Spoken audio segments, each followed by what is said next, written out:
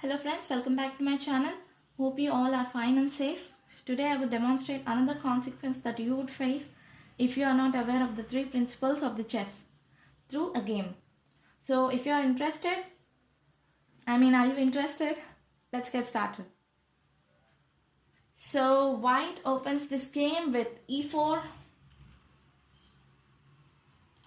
and black plays e5, which are the most common moves. This e4 move controls c4 move control these two squares, this one and this one, and this e5 control these two squares, this one and this one.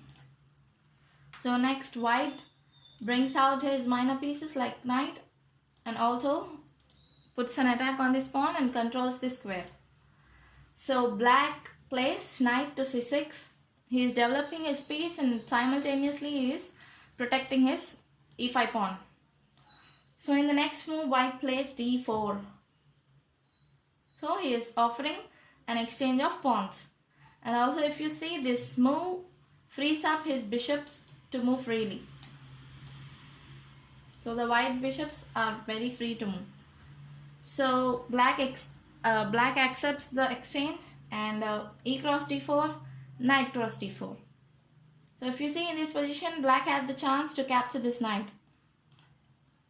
So when knight captures, queen will capture, and again there will be an exchange of knights. And also if you have seen that this pawn is left like that without any support. So in the next move, black can attack this pawn. He can place this knight here and attack. So rather than placing this knight, he brings out his queen to attack. So here the queen attacks this e4 pawn. So white defends it by placing this knight on the c3. So this knight defends this pawn. So if you have seen that white develops two minor pieces and black takes out his queen in the fourth move itself, which is a blunder. So let's see how white take the advantage of this. So in the next move, black plays knight f6, which is not so good because the main reason is, for one thing, it's blocking his queen to go back if any white piece attacks it. And also, rather than placing this knight on f6, black should have played this bishop on this b4 square and pinning this knight. So legally this knight cannot move if any piece capture this e4 pawn, right? So the knight is the only defender of this pawn. There is no other piece which can defend this pawn. This pawn cannot be pushed forward because it has been pinned, and black cannot place this bishop here to defend this pawn. Yes, this bishop defends this e4 pawn, but it's blocking the support on this knight because the queen was the only piece that is defending this knight. So if you place this bishop, this knight would capture this and there will be a material advantage. So placing this knight on the b4 square is rather an excellent move. So rather than placing that, black plays a very blunder move, this one. Yes, it is developing his minor piece, but he is blocking his queen. So white observed this, and in the next move itself, he starts attacking by placing this knight on this f5 square, and he attacks this queen. So this queen has no good square. Like if you say he cannot go here, here or here because they are covered by this bishop. He cannot go here and here because they are covered by this queen. He cannot go here or here because they are covered by this pawn. And also he cannot capture this pawn because this is defended by this knight, c3 knight. So black knight has left only these two squares. So black opts to go to h5 square, and black offers an exchange of queens. So white refuses that and places his bishop in the middle and attacks this black queen.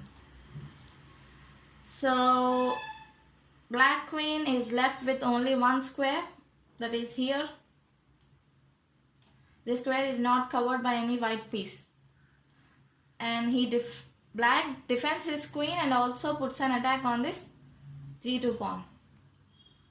So can you find that excellent move through which we can trap this black queen? Pause the video and try to find it. Okay, the answer is this one, placing this knight on the h4 square.